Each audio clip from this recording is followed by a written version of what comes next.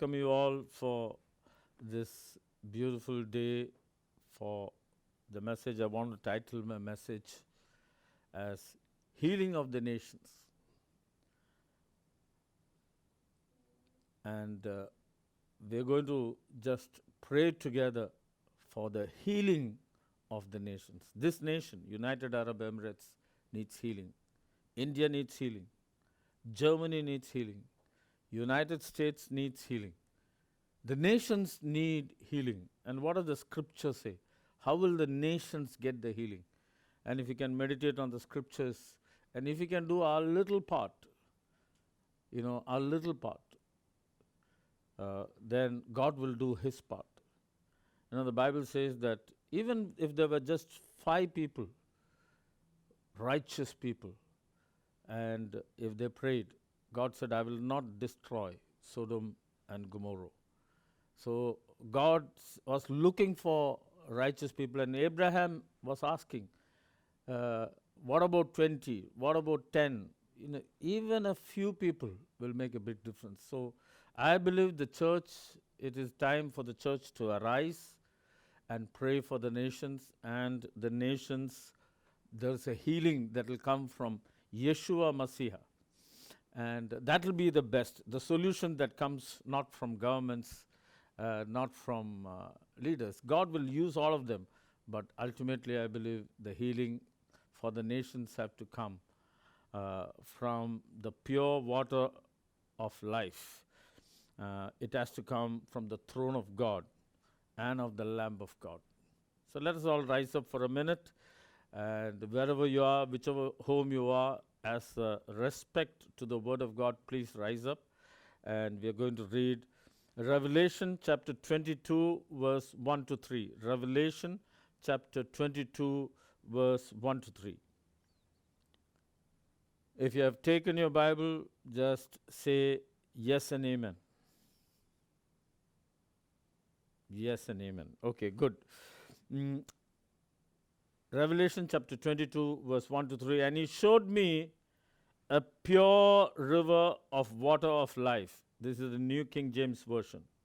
And he showed me a pure river of water of life, clear as crystal, proceeding from the throne of God and of the Lamb. In the middle of its street, and on either side of the river, was the tree of life, which bore 12 fruits, each tree yielding its fruit every month. So for the 12 months, there was 12 fruits. The leaves of the tree were for the healing of the nations. And there shall be no more curse, but the throne of God and of the Lamb shall be in it, and his servants shall serve him. Amen. Father, we pray that you will anoint us and you will open the ears of our spirit to hear what the Spirit has got to say to the churches. And Lord, you will convict us, you will change us, you will transform us, that we can just be with you and obey you. And Lord, bring healing for the nations. We pray in advance that the word is powerful and the word can bring healing to the nations. In Jesus' precious name. If your mobile phones are on, please switch it off, okay? We don't want disturbance during the service. Right. Revelation chapter 22, verse 1 says, and he showed me a river of water of life. A river of water of life, bright as crystal, proceeding out of the throne of God and of the Lamb. Now, what is he referring to? It's very simple. He's talking about the Holy Spirit. Because the water of life, clear and crystal, this river symbolizes the nature of God and the nature of the Lamb of God. Both of them are holy, holy, holy. And the water of life out of the throne of God and out of the Lamb of God, when he went back into the throne, He said, I will send the Holy Spirit. And if you see in the book of John, Jesus said, he who believes in me, out of his belly will flow rivers of living water. So he's talking about the same.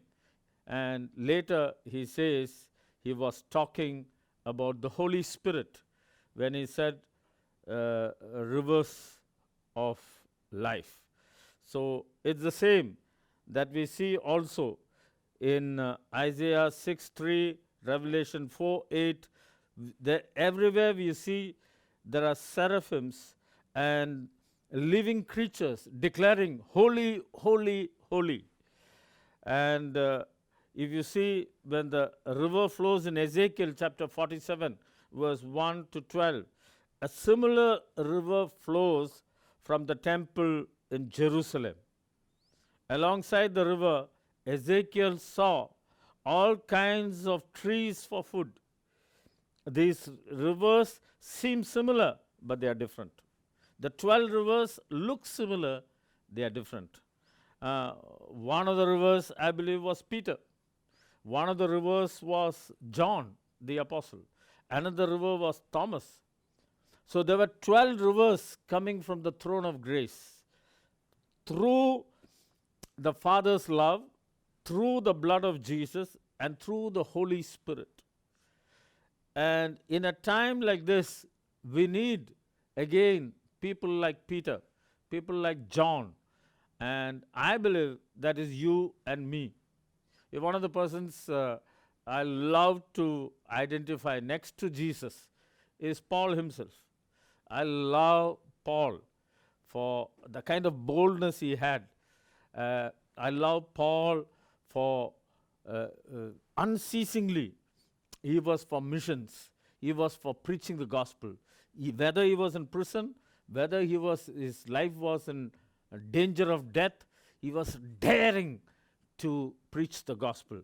So God is looking for the Peters and the Johns and the Pauls, and he's also looking for the Thomases and the Matthews, the different people that the Bible talks about, people with weakness, but people God used in the first century in Acts of the Apostle. And he's looking for such people, which are the 12 trees. This is for fruit-bearing people.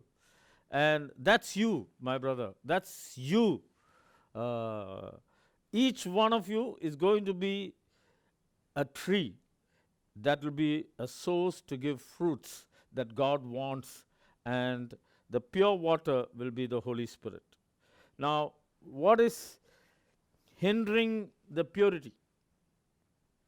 You know something? Why is this all happening? You have to see from Genesis to Revelation. Why is this big?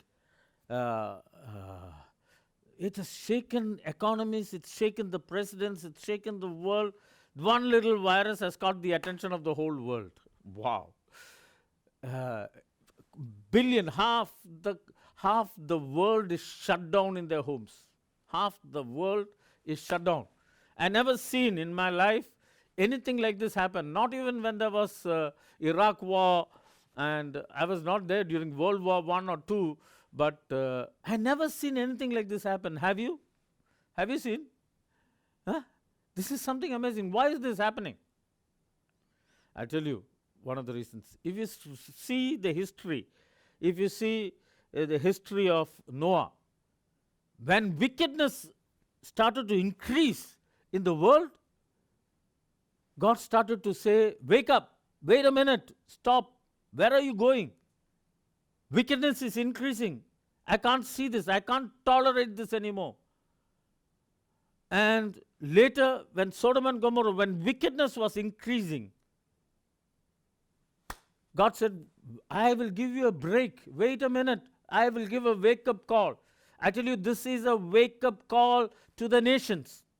To every nation, it's a wake-up call. It's a wake-up call, not only to the nations. It's a wake-up call for every family. It's a wake-up call for every individual. It has been a wake-up call for me. We have to wake up. We have to have a new perspective of things. I tell you, once this coronavirus problem is over, each family, your perspectives will change. I was in quarantine as a government guest for 5.5 months. My perspectives changed. Your perspective will change. Now, the next time the worship center opens, it's going to be full because none of you will ever want to miss a live worship. I tell you, it's going to be different. It's not going to be the same. Church will never be the same again. This is a wake-up call because the moral filth of the 21st century is muddy, dirty water. A river that flows as crystal from the throne of God is pure. In the modern day, there are rivers and oceans filled with trash and waste, plastics, nothing but it's unclean. I just went to Madras, Chennai, recently. Somebody built a beautiful villa. Each villa cost 7 crores or more. A set of villas fully furnished. But guess what? A river is flowing by, and the river is filthy, and it is so stinking, nobody wants to buy it. Nobody wants to buy the 7 crore, even for half the price. You know why? Because it's filthy rivers. Rivers have gone dry, even in places like Kerala, Tamil Nadu. Except for the few rainy seasons, rivers are dry. Ocean beds are full of plastic and filth. This is not just physical. I tell you, in the moral, it's a filthy world now, and nobody wants to address it. The river that flows from the throne of grace, you want healing for the nations, there needs to be some purity. There needs to be some change in our attitudes. And I just want to take 3 things this week, where if we can, as a church, be like Abraham's children, repent, you will avoid what has to come to Sodom and Gomorrah to the nations. So this is not going to be one of those messages I say, yeah, you guys are nice and all that. This is a message where I'm going to tell you, repent and believe in the one who can save you. His name is Jesus.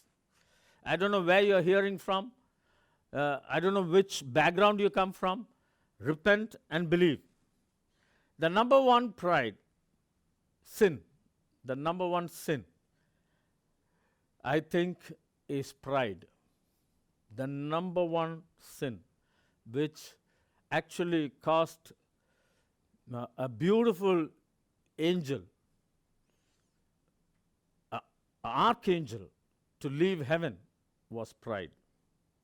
This is deep-rooted. It's a deep-rooted sin, out of which a number of other sins come out. And throughout the Bible, we see that when comforts increase, when you have all kind of provisions, and when everything is going fine, you become so proud you don't need God. You don't need God. You just need a good government. You just need a good social security. You just need a good salary. You just need a good... So you're not dependent on God. You're dependent on your assets, your job, your position, your inheritance, and pride comes in. Actually, I just want to go a little bit on this particular sin of the 21st century, pride. 2 Timothy 3:1-5. There's a prophecy in the Bible about the end times. It's known as perilous times and perilous men of the 21st century. But know this, in the last days, perilous times will come, for men will be lovers of themselves, lovers of money, boasters, proud, underline the word, boasters, proud, blasphemers, disobedient to parents, unthankful, unholy, unloving, unforgiving, slanderers without self-control, brutal, despisers of good, traitors, headstrong, haughty, lovers of pleasure rather than lovers of God, having a form of godliness but denying its power.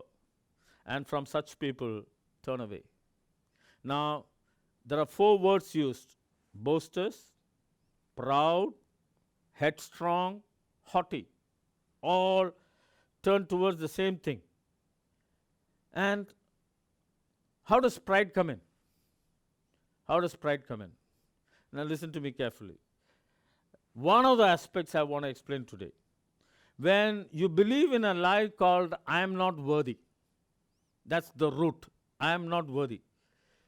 Okay? Satan looked at God and said, wow, look at the worship you received.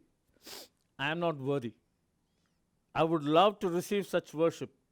I want to compare myself to you. I want to be higher than you. So I'm not worthy is the principal lie of most proud people. So what is the behavior when you believe that you're not worthy? Let me appear to be more powerful. So I'll boast. I'll appear to be more powerful. I want to appear before others to be more powerful. Because the root problem is that I'm not worthy. So people who believe in lack of worthiness of themselves, they tend to come out as people who are proud. So that's a deep-rooted problem. And that's prevailing all over the nations. All over the nations. I had the privilege to work with many people from different nations. And I do not want to pick up a particular nation or a particular group of people. I love and respect every one of them. But however, you can guess it. There are proud people. There are proud ethnic groups. Certain people who come from a certain category are so proud. Now, God wants to deal with this. He says, I will resist the proud. How long will I look at pride and be quiet? So he says, pride has to go from the church first, before it goes from the world. Can you believe? I've met proud pastors. I've met very proud pastors. So proud, with such egos. I tell you, if you are listening, I want you to take a little time on behalf of all of us, pastors and church members. Because God said, if my people who are called by my name, who represent me, who are pastors and prophets and all of them, if you humble yourself and turn from your wicked way, the wickedness is pride. Touch your pride and see how you react. Right? If anybody touches the pride of certain people, I tell you, their reaction will be very tough. If you touch the pride of people, oh my God, you can see another monster. I don't know whether they are filled with the Holy Spirit or with somebody else. So, pride is a very serious issue in this present generation. And if we, forget about the world, if we are who are called by His name, if we take this opportunity when we are in quarantine or when we are secluded in the houses to humble ourselves and turn from our wicked way called pride, I tell you something, God will begin the healing of the nations. My brother, my sister, this is what I'm asking you to do today, that we humble ourselves. I want to humble myself. I want to get on my knees and say, on behalf of the entire church, on behalf of all the pastors, on behalf of all the evangelists, who if we have shown a bad example, Lord, we take this time on behalf of those, we ask you forgiveness. We as a family ask you forgiveness for pride. We ask you forgiveness for boasting. We ask you forgiveness for being headstrong. We ask you forgiveness for being haughty. We ask you forgiveness at the smallest thing we take offense. Father, help us to humble ourselves like Jesus Christ. What an example of humility. My God, What an example of humility. And you run through, and if you can see humility, forget about the world. I'm talking about us, people like us. If you can identify humility, my God, God will answer that prayer. He will resist the proud. It doesn't matter how you come across, how you genuinely are. If we come across, and if we can humble ourselves, we together as a family. You're listening to this message. I know we're going to take a little time closing our eyes and humbling ourselves. Can we close our eyes? Humble ourselves. Father, in the name of Jesus, we want to admit we are wrong. I want to admit, Lord, on my own behalf, on behalf of my family, on behalf of our church family, on behalf of Tammy family, I want to admit all the times we have been arrogant, haughty, headstrong, boasting, proud. Lord, forgive us. We want to turn from this wicked way, because, Lord, if we turn from this wickedness, you said, you promised in 2 Chronicles that you will heal our land. You will heal the nations. I pray the 12 trees will arise out of our group, that we can humble ourselves before God, Lord, and thank God. Stop complaining. Lord, look at that. Nick, he doesn't complain. He's happy with what he has. He's joyful without legs and hands, with his limitations. And Lord, help us. We really need your grace, that we can be like that. People who are humble, ready to listen to you and obey what you want us to do. Obey our calling. Not keep doing what we want to do. Each one of us have turned to our own way. But Lord, help us to refocus on your will and your way and obey you. Not just say we love you, but Lord, only those who obey you truly love you. Like Jesus, who obeyed you even to the point of death on a cross. And I pray that you will give us such a spirit in the church. We ask you forgiveness on behalf of all the Christians in United Arab Emirates. All of us servants in Tammy, right from Pastor Anderson, every one of us, we humble ourselves and say, forgive us for the times we have boasted, for the times we have been proud, headstrong, haughty. Lord, forgive us our sins. And we want to turn from our wicked ways, so that you will bring healing to the nations. In Jesus' precious name, and all the people said, Amen. Amen. Are you all there? Hallelujah. The number 2, the 21st century sin, the number 2 sin, so prevalent, is a sin called fear.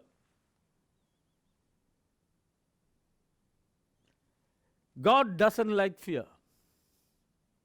He likes faith.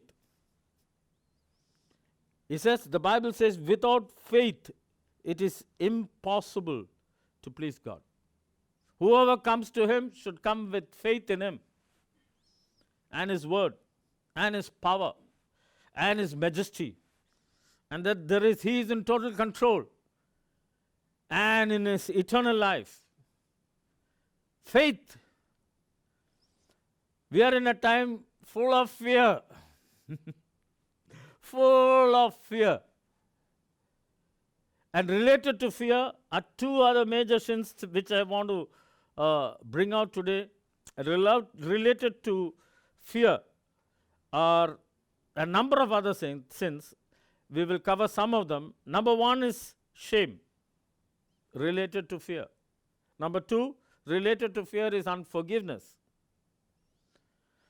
You see unforgiveness and people who cannot forgive one another, there's fear rooted there. We will explain that today. 3, lack of faith. 4, lack of love. 5, lack of maturity. 6, lack of strength. These are some of the results. So now there's a fear going around in the world, and there are nice advertisers of fear. Good advertisers, they will take the fear and pass it on by WhatsApp messages.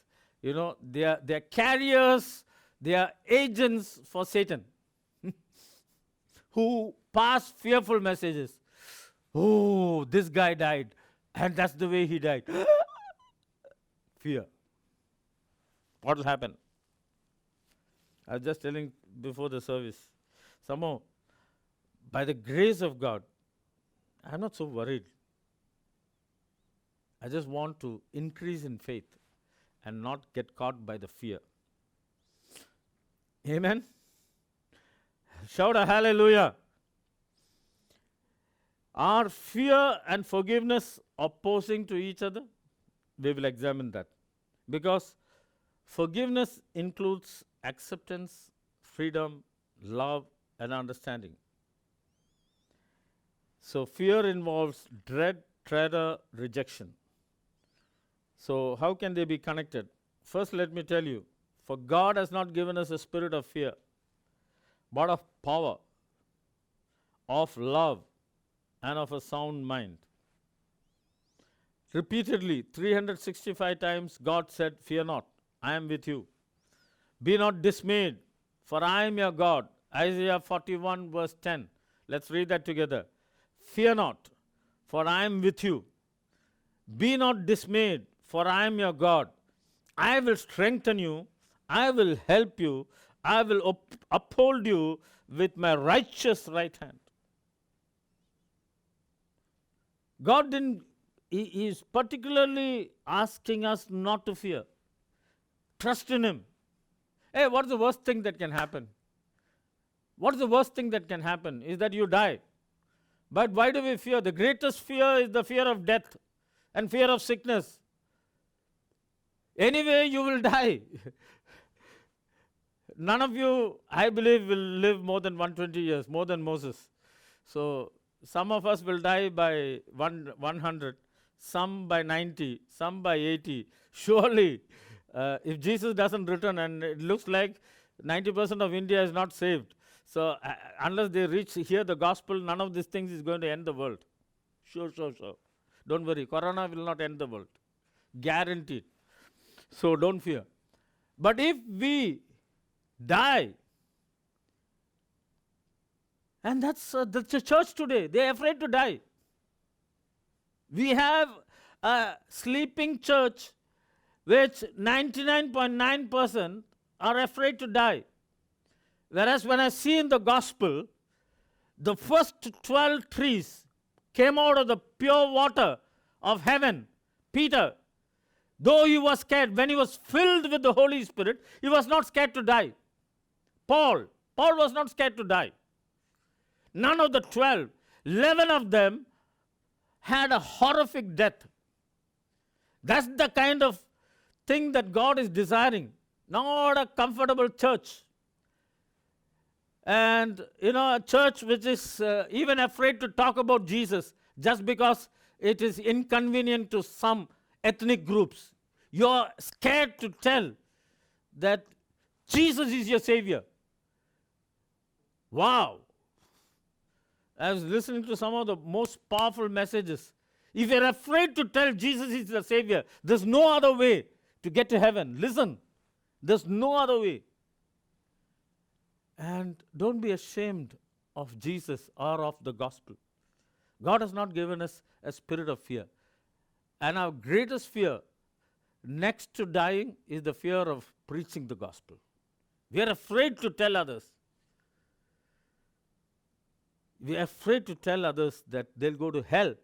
They'll go to eternal condemnation without the saving blood of Jesus. There's not one righteous, not one, the Bible says, except Jesus. You're not righteous by any good things you do. You can do 100 good things. You can do 1,000 good things. That will not make you eligible for getting into eternal life. There's only one thing, and that's the righteousness of God. And you cannot replace it with any good work. We have to have the blood of Jesus. Shout a hallelujah. So, do not fear. You know, what is unforgiveness? It's a fear of rejection. Fear of rejection. Fear of rejection. People who have been rejected in life, they find it difficult to forgive. People who have come from a rejected background, they're scared of rejection. So, if there is anybody who rejects them, they will rather keep away from them because of the fear of rejection. The root cause. One of the root causes of unforgiveness, you find somebody who is not able to forgive, that person has gone through hell in rejection. Rejected by mom, rejected by others, dad, I don't know who. There's somebody close who have rejected you so repeatedly that now you're unable to forgive because of because of the fear of rejection. What is unbelief? Is the fear of security. What is doubt? Is the fear of security. If security has been taken away early in life, then they have a problem believing. They have a problem believing. What is shame? Fear of exposure. What is shame? Fear of exposure. You have done something so bad without anybody knowing, and now it's going to be exposed. I'll say I'll rather go die. Fear of exposure. You've been doing something, don't get into any of this fear. God has not given us a spirit of fear. And my brother, my sister, we live in a time where fear is spreading like nobody's business. Fear everywhere. Right from United States, we are filled with fear. And so we're going to ask God to forgive us, that we will turn from the spirit of fear. Caused by situations, caused by this one, we need to turn from that wicked way. When we who are called by His name, if we humble ourselves, imagine if we show faith, if we run away from the fear of exposure, fear of rejection, and fear of security, if we humble ourselves, turn from our wicked way. You know what God said? I will heal the lands. I will heal the nations. We need bold people. We need people who have faith in God. Boldness is not madness, but boldness is such faith in God. And last week I spoke about that boldness, the boldness that comes with the anointing of the Holy Ghost. The more you're with God, that boldness will come. The anointing will bring the boldness. And it will bring the faith. It will bring the assurance. As we saw last time, that one David, small little puny guy, can defeat Goliath because of the anointing of boldness. May that be our portion. Shall we close our eyes and pray for this? Father, in the name of Jesus, Father, we humble ourselves. We who are called by your name. We call ourselves Christians. We call ourselves disciples of Jesus Christ. We call ourselves pastors and evangelists and prophets. Father, we just humble ourselves. We still remember, I still remember, back in the United States, I was with this pastor friend of mine who had a small heart pain, and the racket he created out of fear of dying. Father, I still remember. So none of us are free from this. Help us to be free. Help us this time to get into a position with you that we can be in your presence, so much in your presence, that we are not afraid of anything. We are not afraid of anything because you are with us. When you are with us, who can come against us? No disease can come against us. Only thing, help us to be in your presence. In your presence, there is fullness of joy. In your presence, it's heaven, as we sang today. This in your presence is heaven, Lord.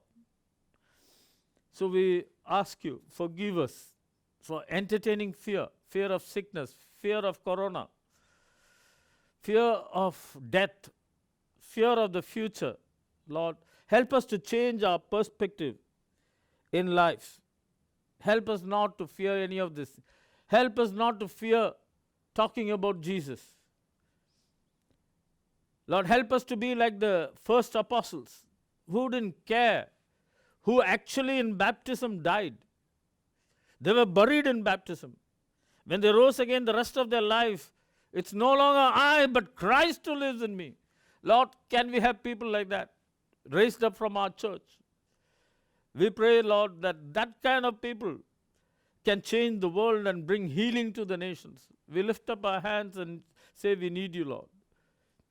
We need you to give us that kind of faith. Every kind of fear, leave us. Deliver us from fear. Deliver us from fear to tell who we are. We thank you, Lord.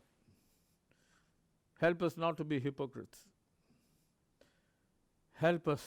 We need your help. Remove every kind of fear. Because the only person who's happy with fear is the devil. Help us to fear you, not sickness. We thank you. Heal the nations, even as we humble ourselves in these coming days. In Jesus' precious name, and all the people said, Amen. And the third, and with this I'll stop. This is going to touch your. I was crying. The third one I thought was sexual immorality, but no. The third greatest sin of this period of the 21st century is known as murder. Murder.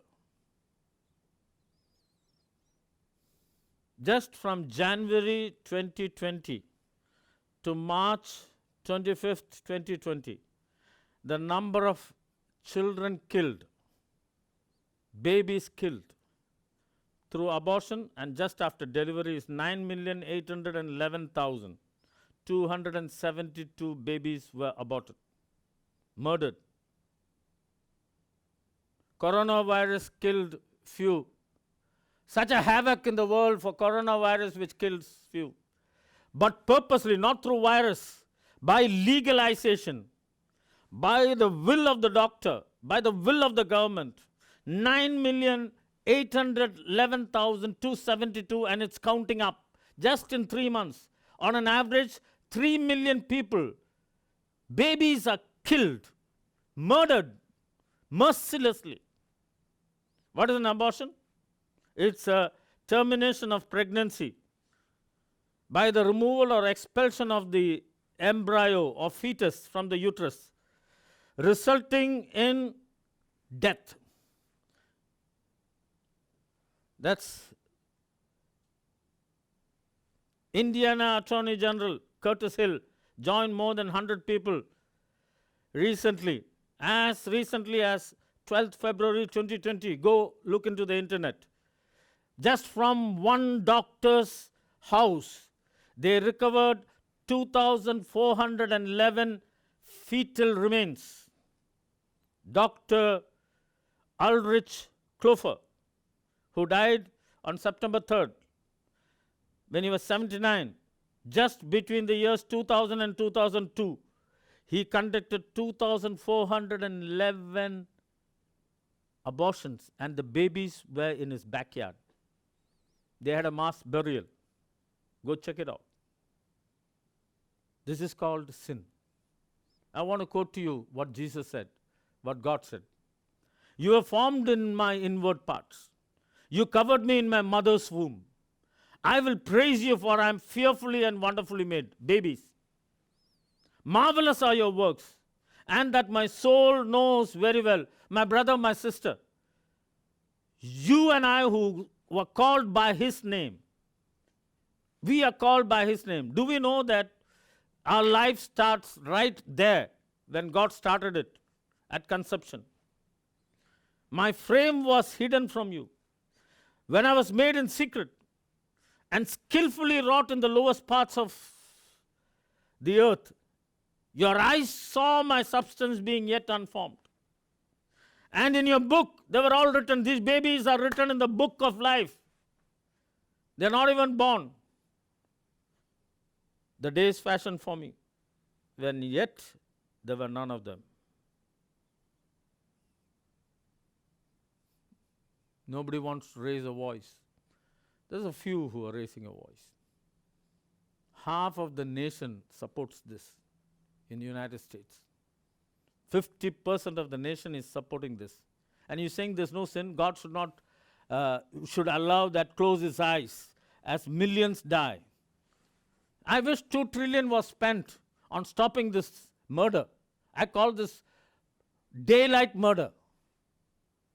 Daylight murder. Children, my God. Before I formed you in your womb, I knew you. Before you were born, I sanctified you, says the Lord. I ordained you a prophet to the nations. You have killed prophets in the womb. In the womb. And no guilt. I'm not talking about the world. There's no guilt even among the Christians. You know, we live in a time where we don't have guilt for murdering people. When I read this, I was so sad. I said, what action are we taking? Are we even praying? Just in this last 3 months, 9 million souls are crying. Their blood is on the earth, crying for revenge. However, our God is more merciful. His blood has forgiven us. But at least the least we can do is lift up our hands and say, Lord, forgive us for our sins. Let's close our eyes. Father, in the name of Jesus, we thank you for this time that you have given us. We humble ourselves. When we look at what is happening in the world, Lord, we seem to be so bothered only about how this virus is spreading, how it has affected 400,000 people. Nobody is even talking about the 9 million kids who have been murdered this same year, from January to March. And by the end of the year, I can imagine that might go even to 36 million. This has been happening. Governments are legalizing. They are even talking that even after birth, the mother can have a choice to kill the baby under special circumstances. Lord, there's no special circumstance. Imagine a deformed child like Nick. Had the mother and father decided to make a choice to terminate, anyway, we got a child born without hands and legs. So we give permission according to the laws of the government. A doctor and the mother of Nick had murdered the child. Thank God it was not in Australia. Father, we would have missed such a powerful evangelist. Without legs, without hands, he reached 500,000 souls. We are ashamed. We are in our comfort zone. Father, I pray that our church will not be in the comfort zone, sitting in the comfort zone. We will arise, Lord. And if you give us a chance one more time, by healing the nations, we will do all that we can to see souls saved before we come to be with you. That's our prayer. That you will change our hearts. You'll change our priorities. Each one of us, you'll change our priorities. Change our hearts. We want to turn from our wicked way and do your will. We want to have a heart like you. Lord, we repent, all of us. I primarily repent and ask you to change our hearts. 3 things we talked. And Lord, help us to meditate on this and truly repent. My brother, my sister, I want you to take a few minutes within your home after this message. Take a time with God and think about these 3 things. And look at the life of Nick and draw some inspiration.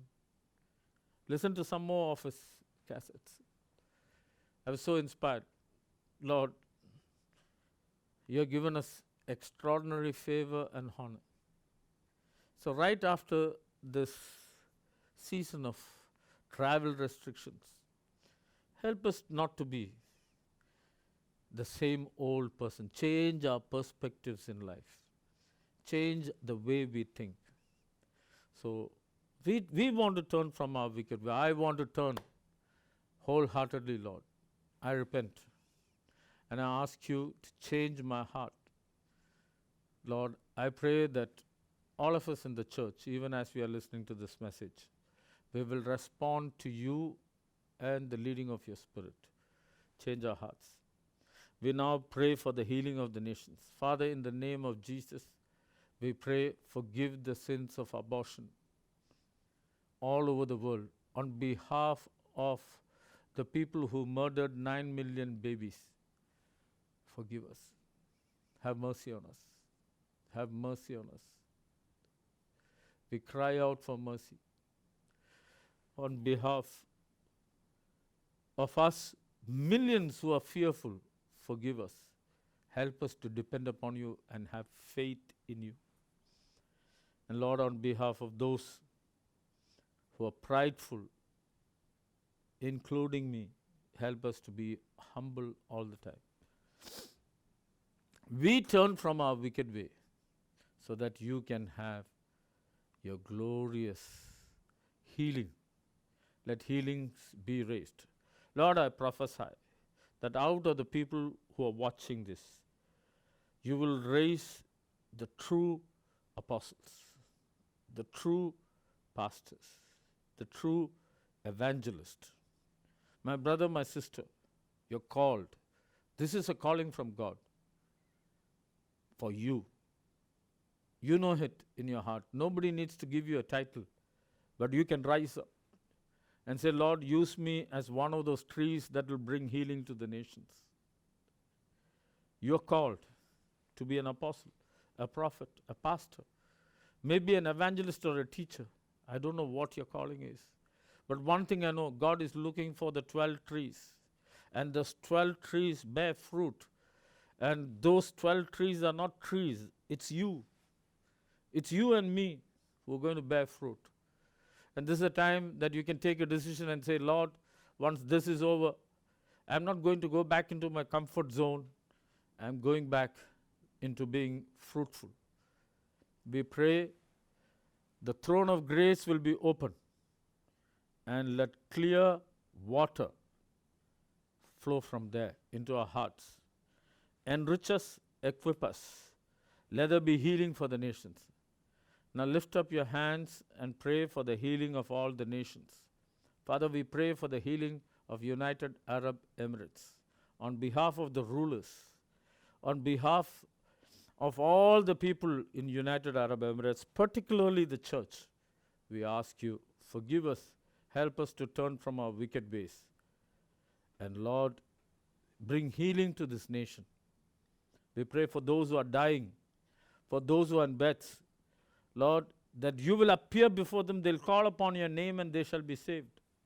They shall be healed. They shall be restored. We pray that you will protect new people from contacting this virus. We seal every home of our church with the blood of Jesus. And we pray protection over every home. Father, we thank you. We do not know where this message will go.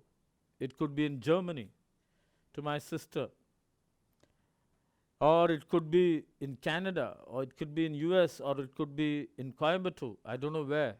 Wherever it is, we pray you will protect every home by the power of the blood of Jesus.